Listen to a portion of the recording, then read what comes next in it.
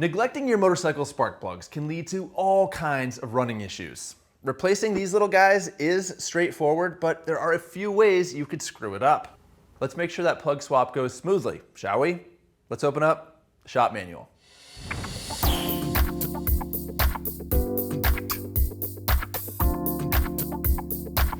This episode of the Shop Manual is powered by DuraBoost batteries.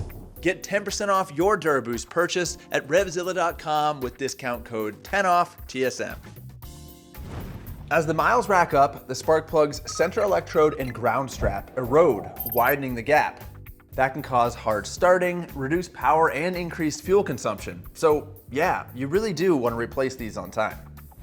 The replacement interval depends on your bike. It could be as short as 2,000 to 3,000 miles on an older carbureted motorcycle that runs standard nickel alloy plugs, or it could be as much as 10, 15, or even 30,000 miles on a modern EFI bike that's using more durable platinum or iridium plugs. And just so you know, those metals refer to the material being used at the business end of the spark plug. Everything from the threads down is the same. Replacing plugs is technically easy. Getting to them is another story.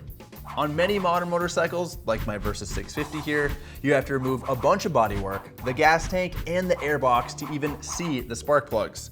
That's why I usually combine the job with an air filter inspection or replacement and maybe a valve clearance inspection if I'm feeling ambitious. Older bikes usually have plug wires and boots, while new machines use coil unplug sticks. In either case, you want to pull on the cap and not the wire to avoid damage. Spark plugs are almost always recessed into the cylinder head, and those cavities collect grime.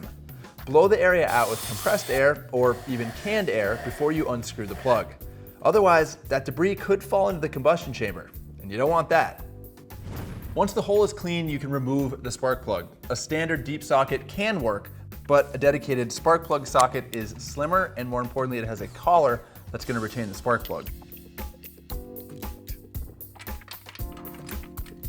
If the spark plug doesn't come out with the socket, you can grab it with a magnet or a snug fitting hose. With your plugs out, it's a good idea to inspect them and look for clues about what's going on inside your engine. There's a lot of nuance to reading spark plugs, but the general idea is this. The end of the plug should be clean and the insulator should be light to dark brown. If it's black and oily or white and blistered, something's not right. It's also important to confirm the spark plug gap and make sure that it matches what's listed in your workshop manual. For that, you can use a set of feeler gauges, or you can use a spark plug gap gauge. These are available at the checkout counter of pretty much every auto parts store, or you can get one for $2 at RevZilla. Now, platinum and iridium plugs are typically good to go right out of the box. The gap has been pretty standardized, but standard nickel plugs often need to be adjusted. To close the gap, you simply press down on the grounding strap against your worktop, and if you need to open it, the gap gauge here has a pretty nifty little hole in it that is designed just for that purpose. Now that your plugs are gapped, you're ready to install them. And you might be wondering if you should apply anti-seize to the threads. Older plugs were bare steel and needed it, but nowadays plugs are plated to resist corrosion, so anti-seize isn't necessary. If you do decide to use it, apply sparingly and keep it away from the firing end of the plug. You should also reduce your installation torque by 25 to 30% since anti-seize acts as a lubricant. Starting the plug straight is critical. Cross-threading a cylinder head is an expensive mistake.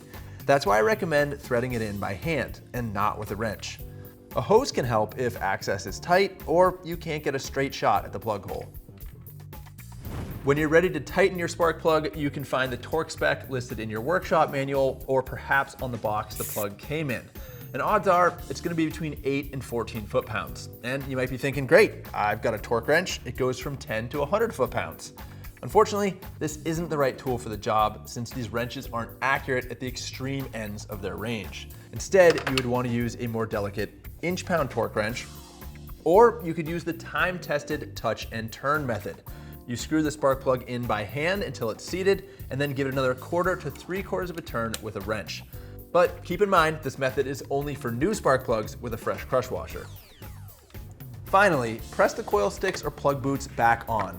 You should feel or hear a click as they slide home. And then reassemble the bike. Congratulations, you have successfully and correctly completed a crucial piece of maintenance that'll help keep your motorcycle running strong. You've made it to the end of another information-dense episode of the Shop Manual. Thank you for watching. And if you want to continue learning, please scan that QR code on your screen for an article I wrote about what to do when your motorcycle won't start. Also, if you like the Shop Manual, you like Daily Rider, you like CTXP, you know what I'm gonna say next. These shows are made using funds that come from your purchase at RevZilla. So if you need tires, or you need a helmet, or you need spark plugs, please buy them from RevZilla, support these shows. Thanks.